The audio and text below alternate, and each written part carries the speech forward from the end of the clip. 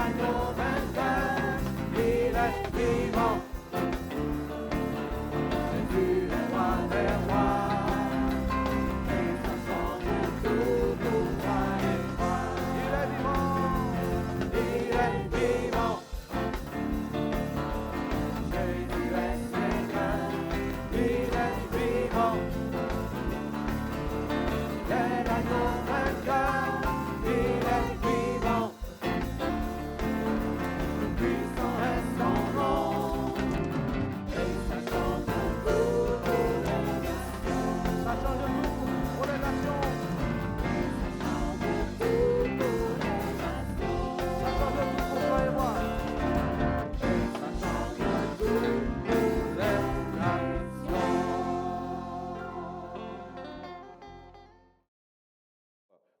cette bénédiction que Dieu nous a apportée ce matin. Le thème de cette parole, c'est que Dieu veut faire pour toi infiniment au-delà de tout ce que tu demandes. C'est en Éphésiens, chapitre 3, verset 20. Voici ce que dit l'apôtre Paul aux chrétiens d'Éphèse. Or, à celui qui peut faire, par la puissance qui agit en nous, alléluia, par la puissance de son Saint-Esprit, à celui qui peut faire, par la puissance qui agit en nous, infiniment au-delà de tout ce que nous demandons ou pensons. Amen, nous avons parlé sur la pensée pendant 3 dimanches. Et Dieu peut faire au-delà de ce que nous pensons, de ce que nous pouvons imaginer même, au-delà de nos rêves, les rêves les plus fous, les plus insensés. Il peut aller même au-delà de tout cela. Et ce n'est pas simplement la connaissance que le Seigneur veut nous dire de sa capacité à faire, mais ce que Dieu te dit, je veux le faire pour toi. Dieu veut faire pour toi parce que ce que tu vis est tellement difficile. Ce que tu vis est une grande épreuve et tu attends que Dieu intervienne. Eh bien, Dieu te dit ce matin, je vais faire pour toi, je ferai pour toi par la puissance de mon esprit, infiniment au-delà de ce que tu demandes ou même de ce que tu peux imaginer. Je ne sais pas quelles sont tes luttes, je ne sais pas quels sont tes combats, mais cela importe peu, car c'est le Seigneur lui-même qui agit. C'est Dieu lui-même qui va t'apporter ce matin une totale délivrance. Il dit donc ceci, à celui qui peut faire par la puissance qui agit en nous, infiniment au-delà de tout ce que nous demandons ou pensons, à lui soit la gloire dans l'Église et en Jésus-Christ dans toutes les générations, au siècle des siècles. Oh, je bénis Seigneur parce que Dieu a pensé à nous lorsque l'apôtre Paul a écrit cela. L'apôtre termine sa prière. Il loue Dieu en déclarant que Dieu peut faire infiniment au-delà de tout ce que nous demandons ou pensons ou imaginons. Oh, c'est ce Dieu-là qui règne dans l'Église et qui veut aujourd'hui dans l'Église, comme c'était le cas hier au temps de l'apôtre, de génération en génération, il montre qu'il est celui qui répond à la prière, qu'il va même au-delà de nos demandes, de nos requêtes, de ce que nous pouvons imaginer et recevoir, ou de ce que nous pouvons imaginer, oh, j'aimerais tellement que Dieu ça se passe comme ça, j'aimerais tellement que Dieu fasse ceci, mais alors on a des rêves les plus fous, les plus insensés. Eh bien, j'aimerais te dire que même parmi tes rêves les plus insensés, Dieu peut faire même infiniment plus loin. Il peut aller encore infiniment au-delà de tes rêves insensés. Ce qui te paraît inimaginable, incroyable à accomplir, mais Dieu le fait. Alléluia. Je crois que ce que le Seigneur désire, c'est que ce matin, tu sois convaincu, tu sois vraiment convaincu de sa puissance, de sa connaissance toute puissante. Il connaît ta situation et il connaît ta prière. Alléluia. Et le Dieu, notre Seigneur se trouve parmi nous ce matin et il te dit que sa puissance est illimitée. Et Dieu veut être connu et cru comme tel par son Église, par toi ce matin. Il veut que tu saches et que tu t'imprègnes de cette pensée, de cette réalité, car c'est une réalité que Dieu peut faire infiniment répondre à ta prière infiniment plus loin, au-delà, il dit même, au-delà de tout ce que nous demandons ou pensons. Donc il peut faire infiniment au-delà de ta requête, au-delà de ton problème. Il peut te répondre même beaucoup plus loin encore. Il peut faire encore des choses beaucoup plus importantes pour toi. Il n'y a pas de limite à sa puissance. Et pour cela, Dieu veut que tu le reconnaisses comme tel. Car si nous limitons Dieu, si nous limitons Dieu, nous ne pourrons pas voir Dieu dans toute sa splendeur. En tout cas, dans toutes ses œuvres splendides qu'il veut faire dans ta vie. Le Dieu que nous servons, c'est le Dieu qui a donné sa vie pour nous à la croix, en la personne de son Fils Jésus-Christ. Il nous a tout donné. Afin qu'à travers nos vies, à travers ce qu'il fait, sa gloire rayonne, puisqu'il est dit, à lui soit la gloire dans l'Église. Par rapport à tout ce qu'il fait, par la puissance qui agit en nous, il peut faire infiniment au-delà de ce que nous demandons ou pensons, et il veut, et nous l'avons médité l'année dernière, c'était notre sujet l'année dernière, à lui soit la gloire dans l'Église. La gloire de Dieu passe par le fait que je crois qu'il peut faire infiniment au-delà. J'ai confiance dans sa toute-puissance, qu'il est le Dieu illimité. Dans Exode, chapitre 6, verset 3, il est écrit ceci. Dieu dit à Moïse, « Je suis apparu à Abraham, à Isaac et à Jacob comme le Dieu Tout-Puissant, mais je n'ai pas été connu d'eux sous mon nom l'Éternel, celui qui est vivant et qui est. Je n'ai pas été connu d'eux sous mon nom l'Éternel. » Dieu veut qu'on le connaisse comme le Dieu Tout-Puissant.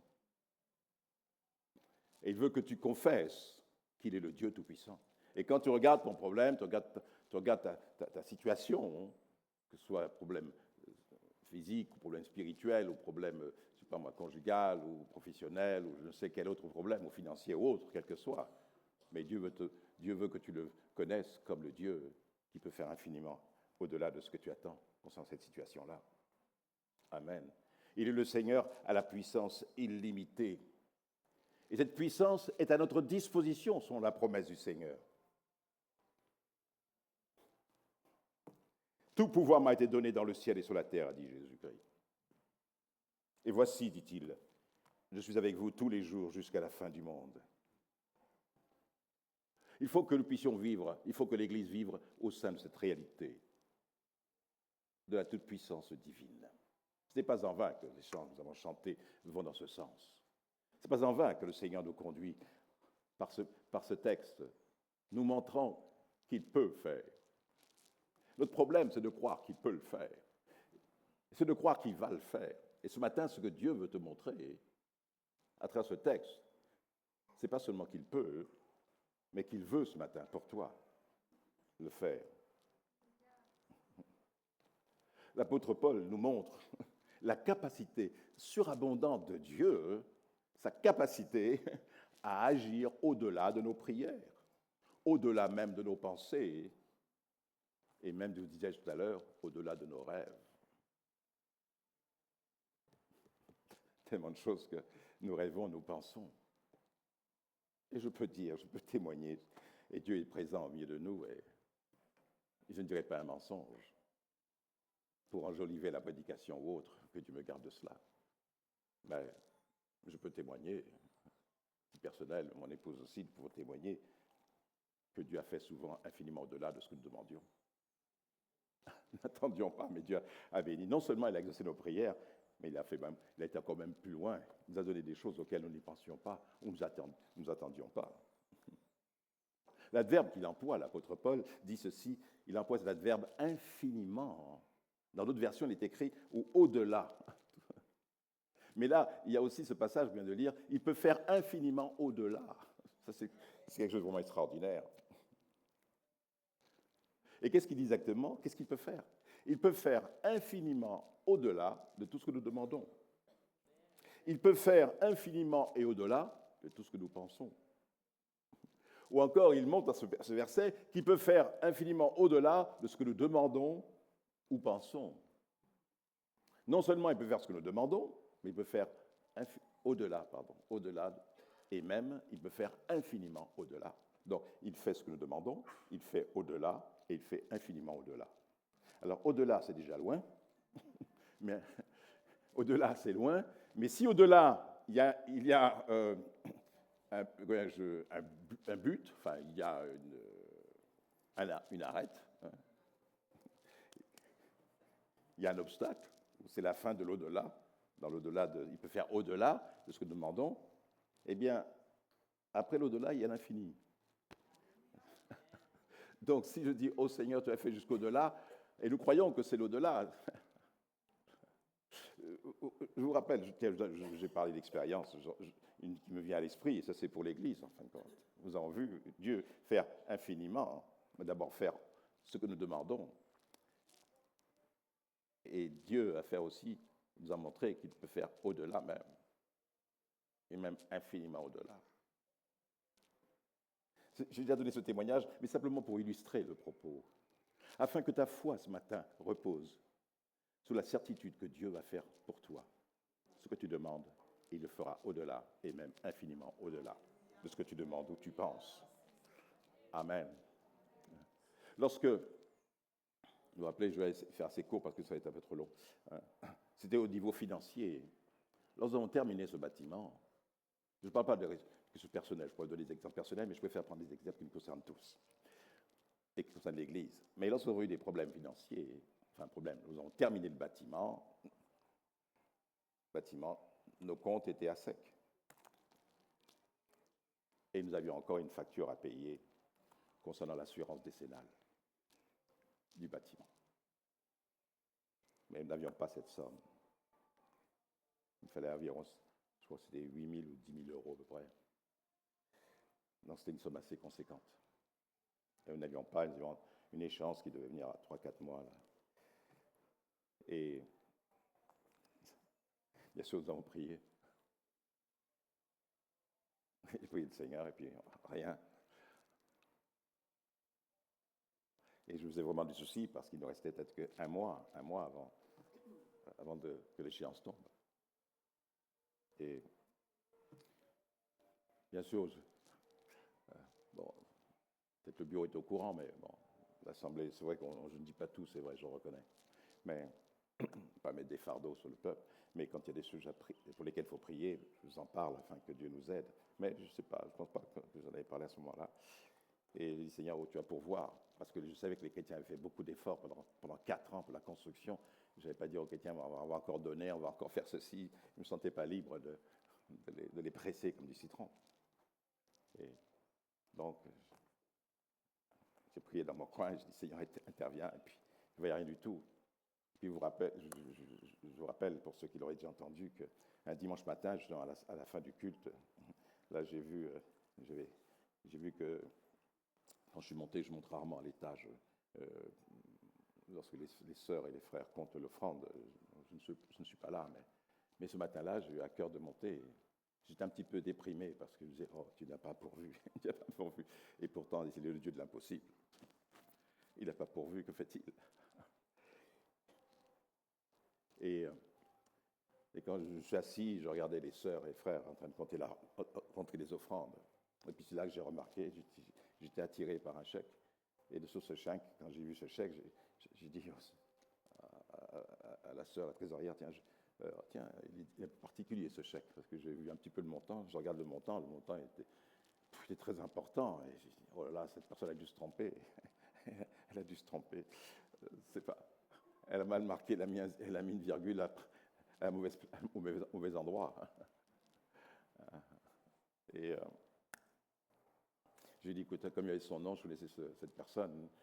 On ne l'enregistre pas, je ne veux pas qu'elle soit ensuite dans l'interdit bancaire et tout ça. Je prends le chèque et je vais la voir la personne pour qu'elle refasse un chèque. Et quand je vais la voir dans l'après-midi, je lui dis, voilà, ce chèque, voilà, c'était un frère. J'ai dit, frère, mais regarde, tu as fait un chèque, mais je crois que tu as dû te tromper sur le montant. Et il me dit, non, je ne me suis pas trompé, c'est bien ça.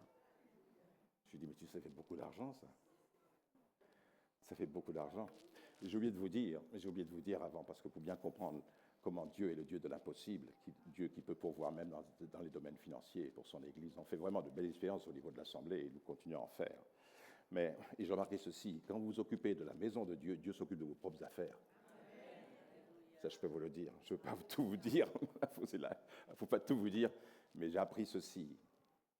Et c'est une expérience que quand je me donne à 100% pour l'œuvre de Dieu, eh bien, Dieu s'occupe de mes affaires. Dieu s'occupait de nos affaires. Dieu s'est occupé de nos biens. Je pourrais vous donner des témoignages, je pourrais passer là un beau moment du culte simplement en témoignage, en disant, peut-être on le fera, mais en disant comment Dieu est le Dieu de l'infini, qui fait infiniment au-delà. Mais je prends cet exemple qui concerne l'Église. Et cette somme était très, très importante.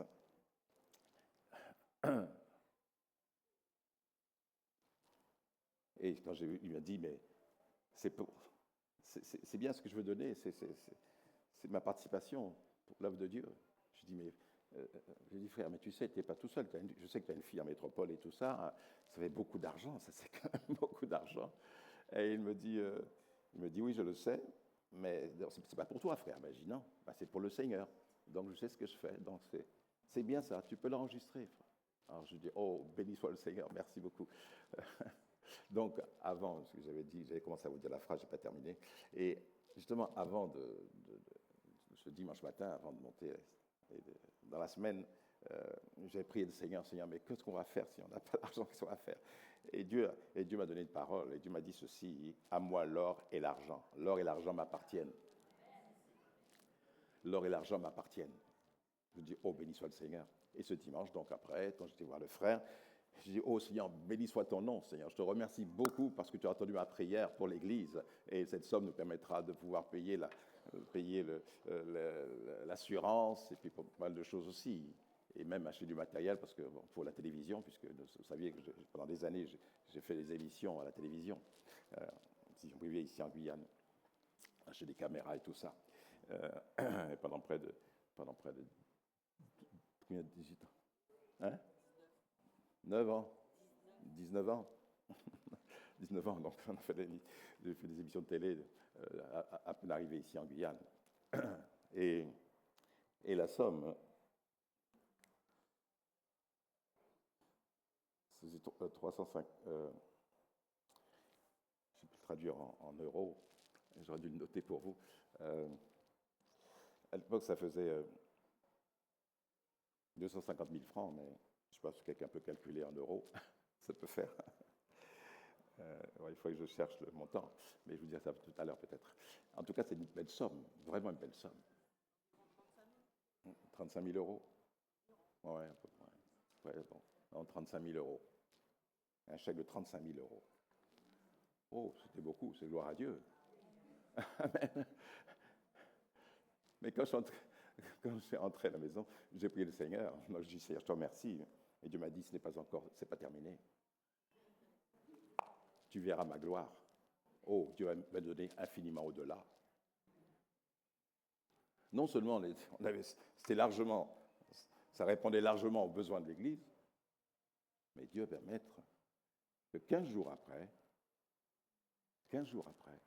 nous recevons encore un chèque. Et là, cette personne, la trésorière, après le culte, elle vient, donc après avoir compté l'argent, elle m'a apporté un chèque, elle m'a dit, frère, regardez, il y a un chèque, là, le montant, là, c'est beaucoup, ça aussi, c'est beaucoup. Je regarde, oh, c'est la même personne.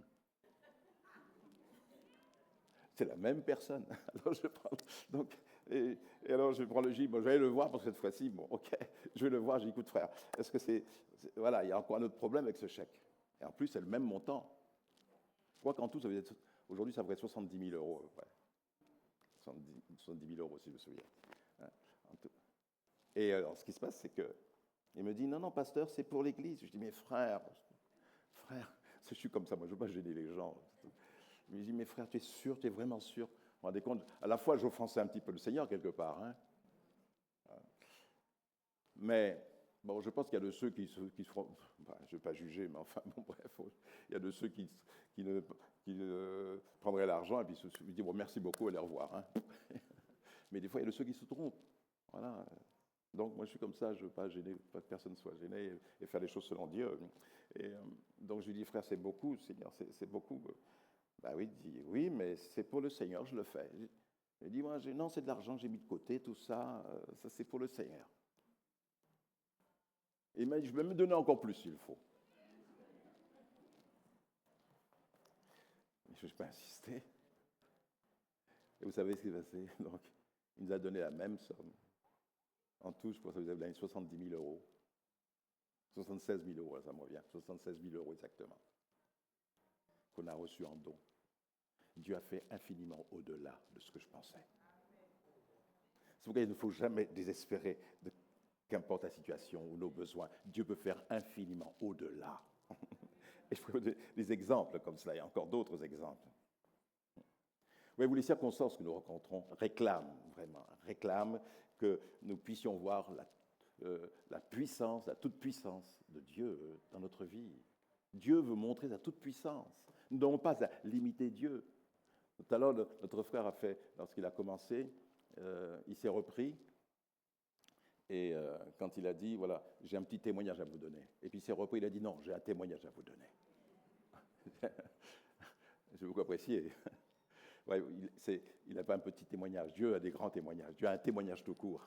Amen. Il n'y a pas de petits ou de grands témoignages. Tous les témoignages, même celui-ci, bon, concernant l'eau, eh bien, merci Seigneur parce que Dieu pourvoit dans ces situations-là. Voyez-vous, Dieu se glorifie. Donc, Dieu veut que nous puissions le connaître comme tel.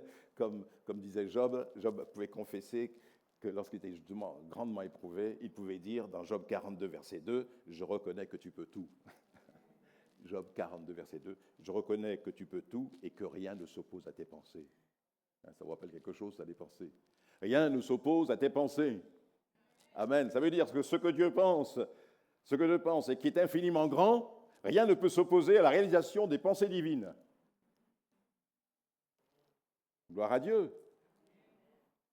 Donc, nous n'avons pas, et c'est ce que nous faisons parfois, de limiter Dieu. Il m'est arrivé, même dans l'exemple que je viens de donner, de limiter Dieu, comme si Dieu ne pouvait pas donner plus que cela. Et vous savez, cette personne qui a donné, eh bien, 2 mois après avoir tout donné, cette personne est partie vers le Seigneur. Elle est décédée. Elle est partie en France, elle est décédée. Dieu savait. Dieu a tout préparé. Dieu savait, depuis le début, Dieu a conduit cette construction, il a conduit cette œuvre. C'est pour ça que l'ennemi est jaloux de tout ce que Dieu fait. Et il essaiera toujours, de détruire l'œuvre, mais il ne peut pas le faire. Pourquoi? Parce que c'est l'œuvre de Dieu. Dieu peut faire infiniment au-delà de tout ce que nous pensons, imaginons, et toutes les œuvres que l'ennemi peut faire ne permettront pas que l'œuvre de Dieu bascule et soit détruite. Non, détruire l'œuvre de Dieu, c'est détruire Dieu lui-même. Mais Dieu est indestructible. Et l'Église est indestructible. Jésus a dit, je bâtirai mon Église, et les portes du séjour des morts ne prévaudront point contre elle. Car même si la mort, car ça parle aussi de la persécution et de la mort, il y a des martyrs, et bien malgré les martyrs, malgré la mort, l'Église restera debout. Oui, je reconnais que tu peux tout. Et il a eu raison de penser cela. Job, pourquoi? Il a eu raison de confesser, Dieu, je reconnais que tu peux tout, pourquoi? Et il le dit quand il est dans cette épreuve, il a perdu sa famille, ses enfants sont morts, lui-même a été malade pendant plusieurs mois. Et dans l'épreuve, il dit, je reconnais que tu peux tout. Quand Dieu s'adresse à lui, quand Dieu lui parle, à ce moment-là, il dit, je reconnais que Dieu, tu peux tout. Le fait d'avoir entendu la voix de Dieu, la parole de Dieu, il ne regarde plus à son problème, il sait que maintenant Dieu peut tout faire. Dieu peut le guérir, Dieu peut le relever, Dieu peut pourvoir à ses besoins. Amen. Et c'est pour ça que cette parole que je te donne ce matin, eh bien, c'est comme Job. Tu la reçois. Et Dieu, par cette parole, te donne la foi. Et tu peux dire, Seigneur, tu me parles. Cette parole, tu me la donnes. Si tu as reçu une parole ce matin, et si dans cette semaine, tu as prié le Seigneur, parce que Seigneur, je dis, Seigneur, certainement quelqu'un a dû prier, quelqu'un a demandé quelque chose, et quelque chose que tu veux faire, et qui peut-être la surpasse. Quelque chose qui est très difficile pour cette personne. Impossible humainement peut-être d'intervenir, mais toi tu peux le faire, Seigneur. Alors j'apporterai ce message. Je me suis dit, certainement il y a quelqu'un, et peut-être il y a quelqu'un, et je dis peut-être, mais certainement, il y a un frère, une soeur, une personne parmi nous, peut-être même quelqu'un qui vient peut-être pour la première fois. Peut-être plusieurs personnes en tout cas. Et qui demande à Dieu, Seigneur, je veux que tu interviennes, mais je sais qu'il faut que tu fasses vraiment beaucoup. Mais je te demande un petit peu, Seigneur, une petite bénédiction. Mais Dieu dit non, je ne te donne pas une petite bénédiction, je te donne la bénédiction. Et la bénédiction de Dieu n'est suivie d'aucun chagrin. Je crois que c'était vers 21h. En France, c'était 23h30, 23h30 en France. Quelqu'un m'a appelé, une personne m'a appelé de métropole et qui a un cancer. Et un cancer qui se répand de plus en plus. Cette personne était dès 11h30 du soir, elle n'arrivait pas à dormir, elle souffrait, et puis elle est sous la morphine, tellement elle ne peut pas supporter la maladie, la douleur était horrible. Puis elle a eu à cœur de m'appeler, son mari était là. Et puis sa voix était vraiment très faible, un peu dans les vapes, mais en même temps aussi, bon. Elle m'a dit qu'elle voulait que je puisse prier pour elle. C'est un couple métropolitain, nous les connaissons bien.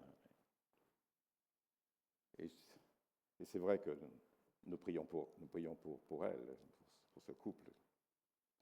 Nous demandons à Dieu d'agir, de faire un miracle.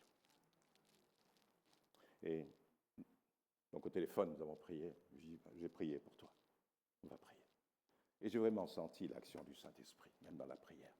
Ça, mes chers bien-aimés, le Saint-Esprit est là, il veut nous aider, même, devenons une bénédiction même dans nos prières. Amen. De même que par la parole, nous faisons du bien. Par la prière, nous faisons du bien aussi. Quand j'étais jeune chrétien, vraiment très jeune, je venais de me convertir, ce qui m'avait touché chez le pasteur, le missionnaire, j'aimais bien sa prière. Parce que cet homme était un homme de foi. Il a porté la parole simplement. Mais en même temps, quand il priait, quelque chose se passait dans nos cœurs. Sa prière crée la foi. Et dans mon cœur, je dis, Seigneur, oh mon Dieu, oh j'aimerais être comme cet homme, Seigneur, comme ton serviteur. Je voudrais que quand je prie, je puisse aussi prier avec cette conviction qu'il a, prier avec foi, Seigneur. Car quand il prie, ça fait du bien. Quand il prie, quand il apporte il prie, ça crée la foi. Et c'est pour ça qu'il est important de prier les uns les autres. C'est important de lever sa voix. Parce que non seulement nous demandons à Dieu, mais la prière que nous faisons, inspirée par le Saint-Esprit, poussée par l'Esprit de Dieu, par notre foi, notre expérience, notre relation intime avec le Seigneur, ça va fortifier les autres. Oh, sa prière m'a fait du bien. Vous n'avez jamais remarqué que des fois, des chrétiens qui te disent après la réunion, tu sais, ta prière m'a fait du bien. Hein? Ta prière m'a fait du bien. Ça m'a réconforté, ça m'a fortifié, ça a augmenté ma foi. Amen. Vous voyez, quand nous prions, nous devenons une source de bénédiction pour les autres. Amen. Et même notre prière va aider, va encourager, va exhorter, va fortifier nos bien-aimés frères et sœurs. On ne le sait pas, on ne se rend pas compte. Mais on sait, en tout cas, ce dont on se rend compte, c'est que l'onction de l'Esprit est sur nous. Que l'Esprit de Dieu va nous donner les paroles nécessaires pour pouvoir encourager, fortifier, parce que parfois on ne sait pas quoi dire.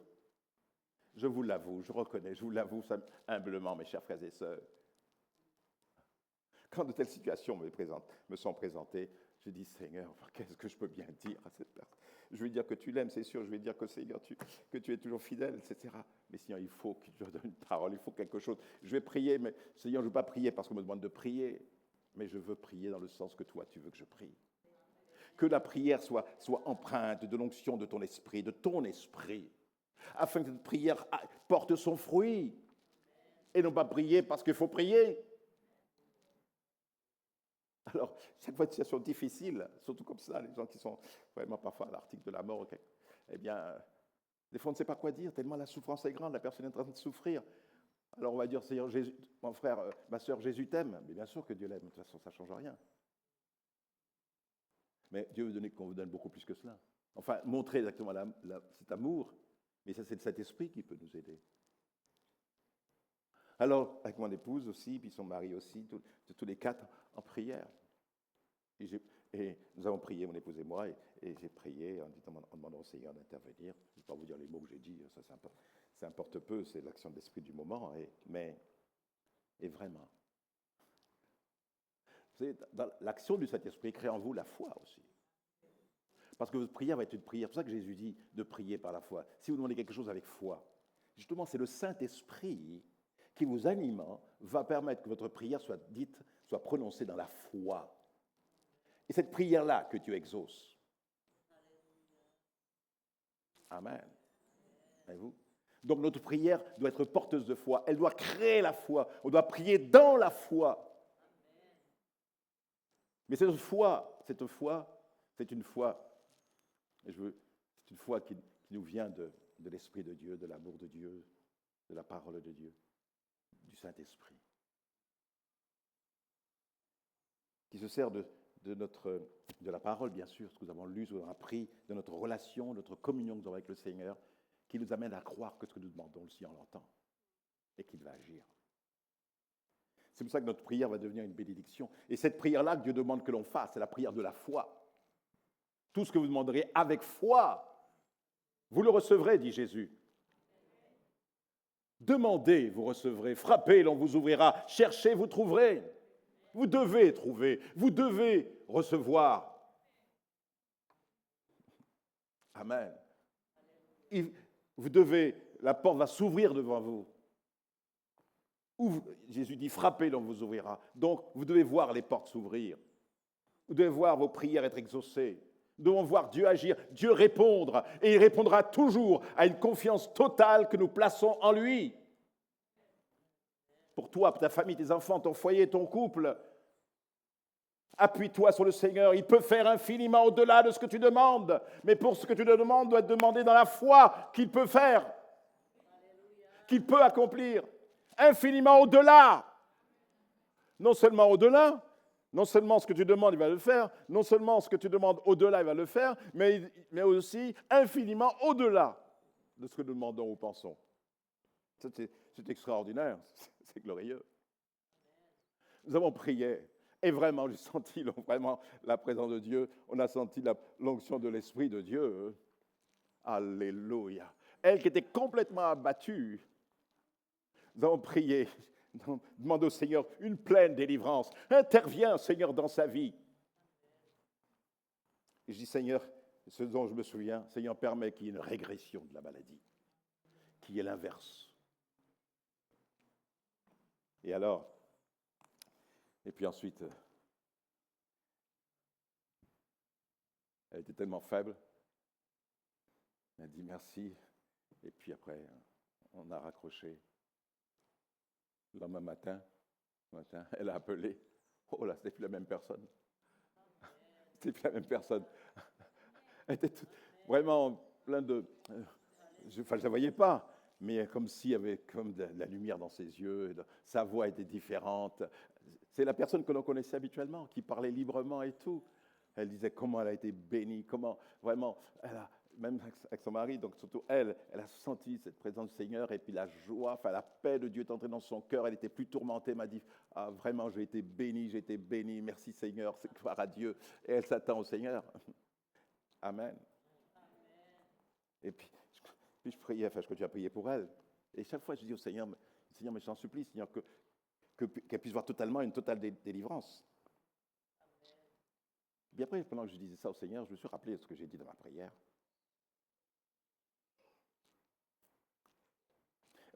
J'aurais voulu qu'elle dise « Oh, voilà, tout a disparu maintenant. » Bon, c'est sûr il y a des examens et tout ça, mais tout a disparu, je me sens bien. Elle se sentait bien, mais le mal était toujours là, peut-être. Enfin, toujours là. Mais et Dieu m'a rappelé ce que j'avais dit dans ma prière pour elle. « Seigneur, permets que la maladie régresse. » Je n'ai pas demandé qu'elle soit guérie immédiatement, mais que la maladie régresse. Et au fur et à mesure que ses forces reviennent et que la maladie quitte. Que les racines de ce cancer soient détruites une par une et que sa santé se rétablisse. Ben, je sais tellement c'est pour ça. Alors, elle est en train de se rétablir et je veux ça va prendre un certain temps, mais tu vas la rétablir. Et Dieu sait pourquoi. Dieu permet des fois. Il y a des guérisons instantanées. J'ai eu des témoignages vraiment des guérisons instantanées sur des personnes qui avaient un cancer de l'utérus, du col de l'utérus. Je me souviens, ça s'appelait madame. Enfin, je ne vais pas donner son nom, parce que des fois c'est enregistré. Mais, et qu'elle a été guérie. Je connais une autre jeune fille qui avait des c'est quoi déjà aux ovaires. Voilà, elle avait des kystes aux ovaires. Elle était venue, on avait prié pour elle. Et puis elle a été guérie. Maintenant, il y a des cas où le Seigneur, la personne a besoin de se restaurer. La maladie est tellement importante qu'elle a besoin aussi de se restaurer. Que la maladie, bon, elle quitte et Dieu restaure en même temps les organes vitaux, au fur et à mesure, ça nous reprend. Vous n'avez pas remarqué que lorsque Jésus a ressuscité la fille de Jairus, qui était morte, elle avait 12 ans, et qu'est-ce que Jésus leur a dit après que l'enfant était guéri? Donnez-lui à manger. Alléluia. Qu'elle retrouve des forces. Jésus aurait pu lui donner une santé totale et ressuscite avec les estomacs remplis. Non, mais le Seigneur, qu'est-ce qu'il a fait? Il a dit, maintenant c'est votre part, moi j'ai fait ma part, non c'est la vôtre. Il faut qu'elle retrouve ses forces. Et parfois, des fois on dit, parce qu'on n'a pas été guéri immédiatement, c'est pas, non, Dieu est en train de te guérir, et la maladie s'en va, et pour que tu puisses reprendre les forces. Ça fait penser aussi à cette parole de Dieu où il est dit ceci, c'est à propos des Hébreux. Dieu a dit dans les promesses qu'il faisait que Dieu allait chasser devant eux les Cananéens, les Amoréens, les Phérésiens, les Étiens et tout ça. Et puis que Dieu permettrait aussi que... Il parlait aussi des bêtes sauvages dans un verset, des bêtes sauvages et tout ça. Et Dieu dit, eh bien, je ne les ferai pas partir en une seule fois, mais progressivement. Voyez-vous? Parce que Dieu avait les raisons pour lesquelles il le faisait progressivement. Qu'importe, quoi qu'il en soit, il est le Dieu qui n'a pas de limite. Il n'y a rien que Dieu ne puisse pas faire. Alléluia. Il peut faire infiniment au-delà de nos capacités, que son nom soit béni. Il est le Dieu, je le répète, qui n'est limité en rien. Absolument en rien. Je prends un autre exemple biblique. Dieu n'est pas limité dans le temps non plus. Il n'est pas limité dans le temps. Le temps lui appartient, la chronologie des choses lui appartiennent. La chronologie lui appartient, mais il y a une chose qui est importante, c'est que il est dit, il fait toutes choses belles, dans Ecclésiaste 3, verset 11, il est dit, il fait toutes choses belles en son temps. Amen. Il fait toutes choses belles en son temps. Il a même mis dans le cœur de l'homme la pensée de l'éternité, bien que l'homme ne puisse pas saisir l'œuvre que Dieu fait du commencement jusqu'à la fin. Ne peut pas toujours saisir l'œuvre que Dieu fait du commencement à la fin. Mais ce n'est pas parce que je ne comprends pas, je n'arrive pas à saisir l'œuvre que Dieu est en train de faire, de son début jusqu'à la fin, hein, mais Dieu lui le sait. Nous ne comprenons pas, mais ça n'empêche pas que l'œuvre de Dieu se déroule, le plan de Dieu se déroule. Même si je ne comprends pas ce plan, hein, mais ce qu'il a prévu pour moi se déroule. Amen. Je veux dire, la bénédiction de Dieu se déroule. Enfin, l'œuvre que Dieu veut faire dans ma vie n'est pas arrêtée par mon manque de compréhension de la situation. Est-ce que vous comprenez cela? Donc, le temps n'a pas de limite. Donc, le Seigneur, il fait toutes choses belles en son temps, pour nous. Le moment favorable étant favorable. C'est pour ça, ce matin, c'est le moment favorable pour toi. Dieu te dit qu'il est en train de faire quelque chose de merveilleux et qu'il est le Dieu qui peut faire infiniment au-delà de tout ce que tu demandes. Son amour est sans limite. Je t'aime d'un amour éternel, est écrit dans Jérémie. L'amour de Dieu est sans limite. Je t'aime d'un amour éternel. Et que ça veut dire? Que rien ne peut s'opposer à l'amour que j'ai pour toi. Aucune situation, aucune épreuve, rien ne peut bloquer cet amour, ne peut empêcher mon amour de se répandre sur ta vie. Je t'aime d'un amour qui va infiniment au-delà de ton amour. C'est un amour éternel. Ça veut dire, quand il est dit un amour éternel, ça veut dire quoi? Ça veut dire un amour sans fin. Sans fin. C'est pour ça que lorsque nous passons par l'épreuve et que nous commençons à dire, parce que nous ne voyons pas la main de Dieu réagir ou agir, tout de suite, disons, Seigneur, Seigneur, mais où es-tu? Seigneur, mais pourquoi cela? Pourquoi? Tu m'as abandonné, Seigneur. Est-ce que tu m'aimes encore, Jésus? Est-ce que tu m'aimes, oh Dieu? Est-ce que tu m'aimes? Nos difficultés, nos épreuves n'impactent pas l'amour que Dieu a pour nous. Vous comprenez cela? Ce que tu vis, les épreuves que tu connais, et même, je vais même un peu plus loin, peut-être que tu as glissé, peut-être que tu as chuté, peut-être, et tu regrettes ce que tu as fait. Tu regrettes. Et tu dis, Seigneur, je ne suis pas digne de toi, je ne suis pas digne que tu m'aimes, je ne suis pas digne. Peut-être dans ton couple, enfin, il y a une situation très très difficile. Et peut-être tu as pris le mauvais choix, peut-être. Mais, ou alors tu as chuté et tu en souffres amèrement. Comme Pierre qui a renié le Seigneur. Il a dit non, je ne te renierai pas, et puis il a renié le Seigneur. Il a dit je ne le connais pas, je ne le connais pas, jamais vu, je ne le connais pas. Et le coq a chanté. Et quand il s'est aperçu que la parole qui a été donnée, ça l'a convaincu de pécher.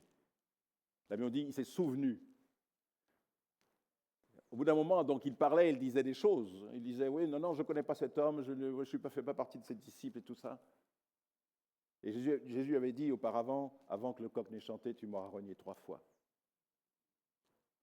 Et quand le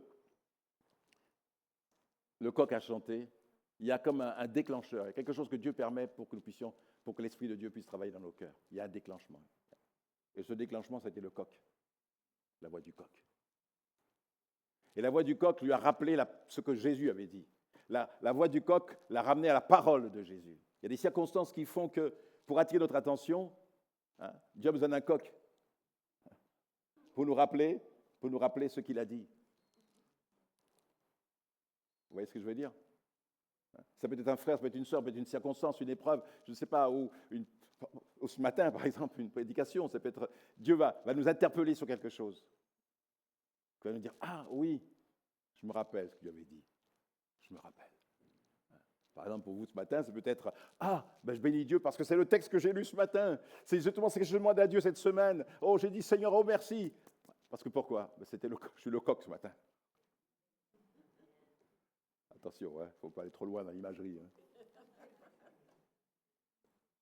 Mais c'est la voix qui crie dans le désert. Donc, voilà, donc cette parole, cette circonstance vont faire que tu vas te rappeler de la parole qui t'a été dite et ta foi va grandir. C'est la possibilité de te restaurer et peut-être même aussi la possibilité de se repentir. Car quand il a entendu le coq, Il s'est rappelé ce que Jésus avait dit, avant que le coq ne chante, tu m'auras renié 3 fois. Et c'est là que quelque chose s'est passé. Il s'est rappelé la parole. Et la parole de Jésus a eu un effet dans son cœur. Il a dit, mais c'est vrai. Ce qu'il a dit, c'est vrai. Ce qu'il dit, c'est la vérité. Et il a commencé à pleurer. Mais qu'est-ce que j'ai fait? J'avais plus de confiance en moi-même qu'en lui. Je lui ai dit, non, ça n'arrivera pas. Non, je ne te renierai pas. Les autres, oui, mais pas moi. Tu parles, ce fut le premier à le faire. Il ne se connaissait pas, mais Dieu le connaissait. Nous ne le connaissons pas, mais Dieu nous connaît. Alléluia. Mais même dans le cas de Pierre, qu'est-ce que Dieu va faire? Il va faire infiniment au-delà. Non seulement il va lui pardonner. Pierre d'abord va prier, enfin il va pleurer, il va gémir, il va pleurer. Il a bien dit qu'il pleura amèrement, il a pleuré. Mes amis, il n'y a que Dieu qui pouvait le consoler. Jean aurait pu venir en lui tapant sur l'épaule. Ah, ça va aller, t'inquiète, voilà, ça va aller. Laisse passer le jour, ou allez, va faire un petit tour au zoo, là, tu vas changer l'esprit. On dit il y a tellement de choses, tellement de palliatifs qu'on met pour pouvoir essayer d'échapper à la situation en n'y pensant plus. Mais c'est le fait d'y penser ou concentrer son esprit sur autre chose que ça règle le problème. Ouais. Pour Pierre. Vous vous rappelez de ce clown-là? Enfin, c'est pas un clown. Non, c'était un homme, pardon. C'était un homme qui va voir son psychiatre.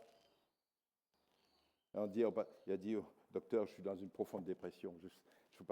Je suis malheureux, je suis triste, je sais pas, j'ai pas envie de vivre, ça va pas, je me sens, j'ai un mal-être profond. Et puis il explique un peu sa situation. Mais enfin, il ne sait pas lui-même ce qui se passe, mais il n'a plus envie de vivre, il n'a plus de goût à la vie, dans un mal-être profond.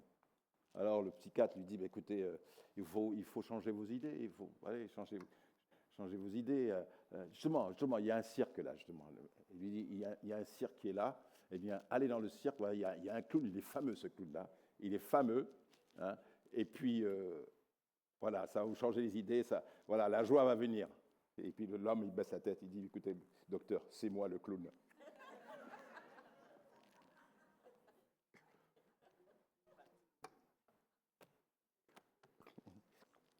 Pierre a besoin d'être restauré. Et cette parole l'a amené à pleurer sur lui-même. Mais il n'y a que Dieu qui peut consoler nos cœurs. Il n'y a que Dieu qui puisse apporter le pardon. Il n'y a que Dieu qui peut nous redonner la joie et la joie de vivre. Il n'y a que Dieu qui peut te dire, allez, avance, relève-toi, ne reste pas là couché. On t'a déçu, tu as été trompé, on a dit du mal sur toi, etc. Je sais, dit Dieu, mais ne t'inquiète pas, je suis avec toi. Allez, avance, je viens. Et Dieu vient avec une parole pour t'encourager, te relever. Il vient avec une parole. Et lisez attentivement les Écritures. Vous verrez, pour Élie, qui était aussi dans la dépression et qui disait, maintenant, je veux mourir maintenant parce que Isabelle cherchait à le tuer. Il a dit, maintenant, c'est fini, moi, Et il est parti dans le désert pour mourir, il se laissait mourir. Et puis, qu'est-ce que Dieu fait? Dieu envoie son ange. Et Dieu le réveille. Allez, lève-toi et mange. Allez, c'est pas fini. Et Dieu va lui dire, c'est pas fini. Tu as encore du travail à faire. Parce que je suis avec toi. Et pourtant, il avait fait tomber le feu du ciel. Hein. Et en même temps, il a prié pour que la pluie revienne. Et pourtant, lorsqu'il a été menacé, il est tombé dans le découragement, dans la déprime. Vous savez-vous pourquoi? Enfin, pourquoi? Parce qu'il n'a pas été récompensé dans l'effort fourni. Malgré les miracles qu'il avait pu faire, eh bien, le peuple lui en voulait, ou le roi et tout ça. Donc, il n'a pas été récompensé par son service, par ce qu'il a fait, par le bien qu'il a pu apporter. Et ça l'a complètement déprimé. Et souvent, c'est ce qui arrive. Vous n'êtes pas toujours récompensé de vos efforts et de l'amour que vous témoignez, des bien-être des bonnes choses que vous donnez aux autres. Vous n'êtes pas toujours récompensé de cela. Voyez-vous? Et on vous trompe. Vous êtes attristé. Dieu le sait aussi. Dieu le sait. Jésus n'a-t-il pas été crucifié? Hein? Malgré tous les miracles qu'il a fait, a-t-il été récompensé de cela? Non pas qu'il cherchait la récompense, mais je veux dire par là que les gens n'ont pas réalisé tout ce qu'il avait fait. Ils n'ont vu que la haine dans leur cœur pour atteindre les objectifs de le mettre de côté. Donc il n'y a que Dieu qui puisse vous consoler. Je ne sais pas ce qui se passe dans ton foyer, dans ton couple, dans ta santé ou dans d'autres choses, dans d'autres domaines. Ou si tu es rejeté, ou si tu es déprécié, mais qu'importe. Ce matin, Dieu te dit, je peux faire infiniment au-delà de ce que tu penses. Je peux te sortir de là, je peux te sortir de cette eau dans laquelle tu te trouves. Et c'est ce que Dieu va faire. Il va faire pour Élie. Il va dire, Élie, ton ministère n'est pas terminé. C'est pas terminé, ministère. Tu vas continuer à travailler pour moi. Parce qu'il y a encore des choses que tu dois faire. Pour lui, c'était terminé. Pour Dieu, Dieu dit non. Parce que Dieu peut faire infiniment au-delà de ce que nous demandons.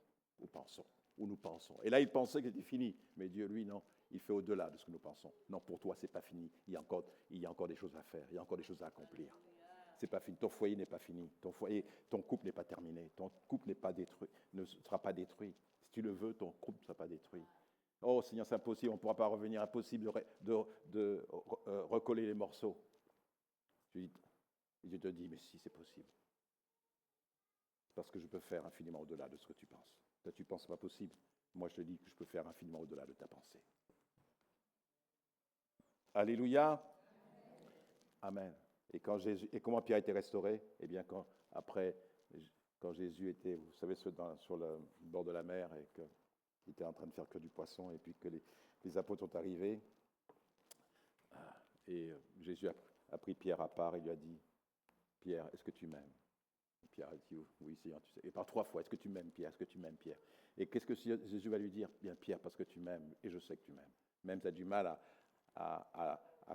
même tu as du mal à exprimer cet amour que tu as pour moi, parce que tu te souviens de ce que tu as fait. Et toi-même, tu te culpabilises, et tu émets un jugement contre toi-même.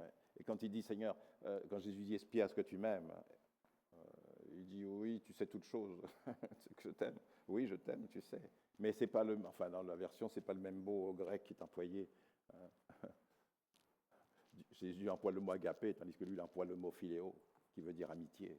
Mais Jésus dit, est-ce que tu m'aimes de cet amour agapé, un mot profond, amour qui dure jamais, qui ne s'éteint jamais, car Dieu a un amour éternel, je t'aime d'un amour éternel. Et lui disait, non, je t'aime comme un ami. Il ne se mettait pas au même niveau, pourquoi? Parce qu'il avait conscience de ce qu'il avait fait. Il avait du mal à aller au même niveau. Pourtant, je pense qu'il aimait vraiment le Seigneur de tout son cœur.